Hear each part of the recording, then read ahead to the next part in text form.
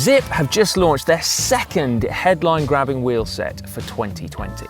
This is an all-new 303 Firecrest disc brake wheel set. And when I say all new, I think it literally is all new. This represents a big shift for the brand. They're saying that in comparison to its predecessor, this wheel set can save you between 10 and 50 watts at 40 k's an hour, which admittedly sounds extraordinary. But let's be clear, this is not just claims about aerodynamics, this is about tyre dynamics as well, and how it works with the wheel set as a whole, something Zipp are calling total system efficiency. In this video, we're going to explain exactly what that means and how to get those efficiency savings.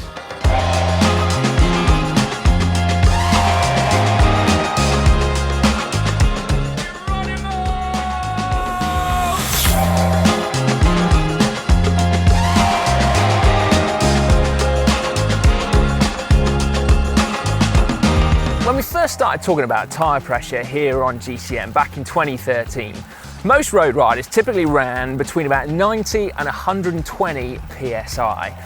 Now, as the years have gone by, those pressures have decreased. Why? Well, tyres have got wider, so they've gone from 23s to 25s to 28s and beyond, and that's allowed us to run lower pressure without fear of puncturing and improve our comfort.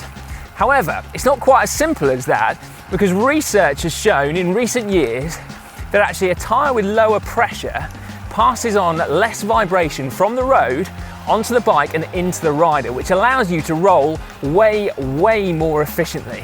Yes, saving upwards of 50 watts on really rough roads. A few years back, we even unwittingly did a test of our own on the cobbles of Tyre and showed exactly that. Which bike is faster over pavé? A road bike with 28mm tyres, a gravel/cyclocross bike with 35mm tyres, or a mountain bike with 54mm wide tyres? And by quite some margin, even though it has the aerodynamics of a bus, it was the mountain bike, with the cyclocross bike 5 seconds behind and a further 5 seconds back to the road bike. Now, the mountain bike felt slower, what with the high front end and the massive handlebars, but it went faster. Why? Well, suspension, but massive soft tyres isolating us from the vibration and allowing us to roll faster. So what's this got to do with the new Zipp wheels then? Well, Zipp say that their engineers have also had their thinking caps on and have been putting considerable time and energy into researching efficiency. They've been doing so using an aero stick, which is a device that sits on the front of your bike and can accurately measure your aerodynamic drag. From that, you can then extrapolate out what proportion of your total power output must therefore be coming from rolling resistance. They have also modified a rolling road to make it perhaps the most uncomfortable rolling road on Earth, but one that you would imagine is a remarkably good simulation of Belgium. It'd be like the Rolling Road Spring Classics edition. Ultimately, they've backed up those previous test results, and they've done so with some really solid data. It shows, in a nutshell, that your optimal tyre pressure is a balance between rolling efficiency and damping efficiency. So a harder tyre rolls more efficiently because it deflects less, and that deflection kind of costs energy. However, it also transmits more vibration to the bike and to you, the rider, and that vibration also costs energy, and a lot more in fact than people realised.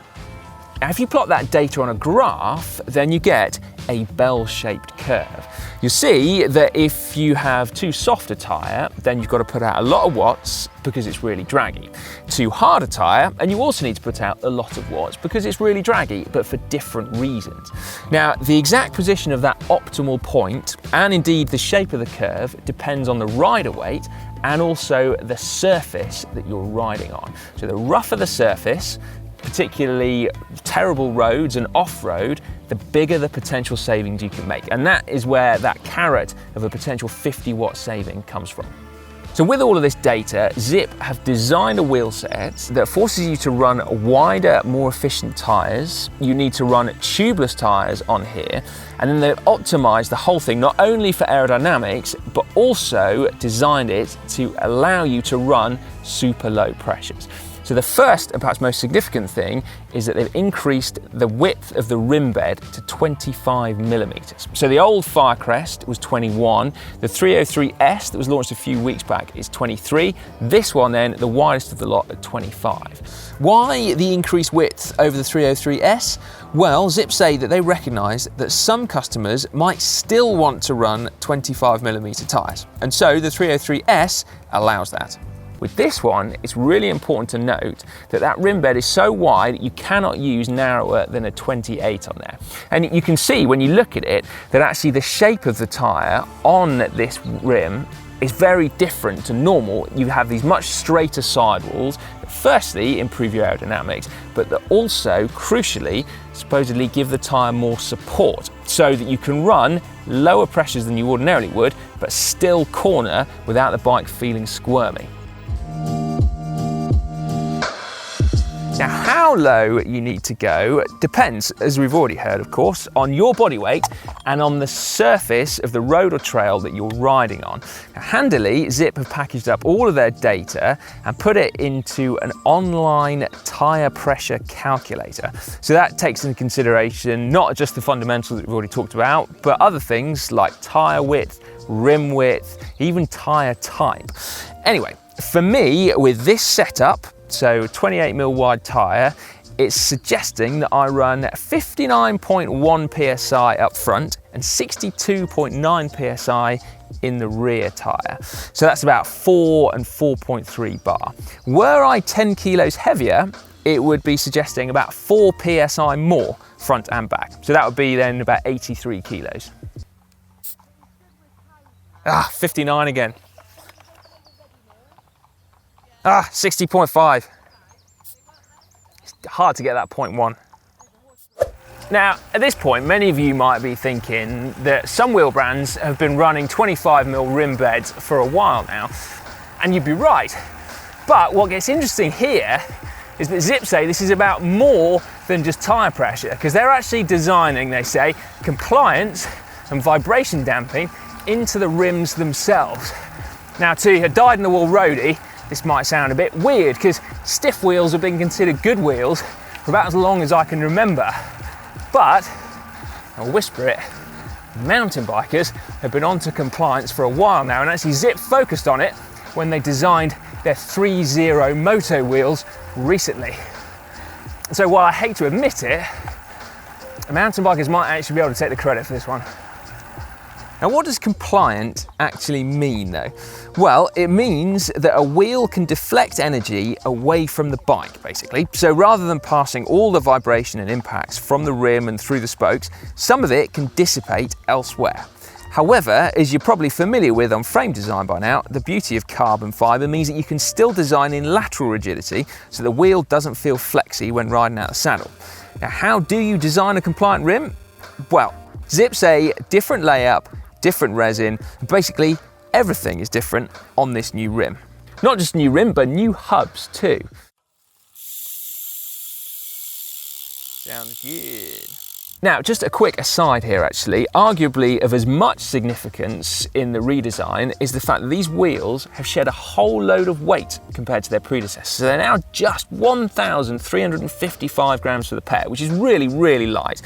Plus, the redesign has also allowed Zipp to refine their production process, improve the efficiency of it, and then that's reflected in the price. So these are considerably more affordable than their predecessors. They're now just 1,800 euros for the pair. Plus, they also have that lifetime replacement policy that we talked about with the 303S's. So that means that you will get a new pair of wheels if anything happens to these whilst you're out riding. Now, just sticking with that last point there about something happening to your wheels whilst out riding, I think a lot of us run or ran higher pressures in our tyres for fear of hitting stuff when out on the road, like potholes and things. You either get an impact puncture, or worse, if you hit it hard enough, you could dent or crack your rim. And so what happens then if you hit a pothole like this one, not exactly a wheel eater, but still pretty significant, when you're running only 59.1 psi in your tyres? Of course, I'm not going to get a puncture here because I've got no inner tubes. I'm running this tubeless. But how much support does a 28mm tyre get from that wider rim? Only one way to find out. Geronimo! Well, I'd still recommend either avoiding it or bunny hopping it, but I didn't hit the rim, which I thought I would have done. Now, one final point I thought I'd mention was that when the 303S was launched a couple of weeks back, it was claimed that it was significantly more efficient even than the old 303 Firecrest. So now then, how do these two stack up, the 303S and the new 303 Firecrest? Apparently, this one is 5 watts more efficient at 40 kilometers per hour. So that, I guess, is either a lot or a little, depending on what type of rider you are. The differences, of course, are that rim width, but also the rim profile is different. These are actually shallower than they ever have been. These are 40 millimeters deep now, as opposed to 45 millimeters deep for the 303S. So that is your new 303 Firecrest from Zipp, but also a whole load of data that adds fuel on that fire of why wider tyres can be faster, why they can be more efficient. Perhaps then all of us should be running 28 and above, certainly if we live in the real world and we're not riding on pristine tarmac. Anyway, make sure you let us know in the comments section what you think about this. What width tyres do you already use? And would you be tempted to drop to super low pressures like this? Get involved in the comment section, and please give this video a big thumbs up if you liked it.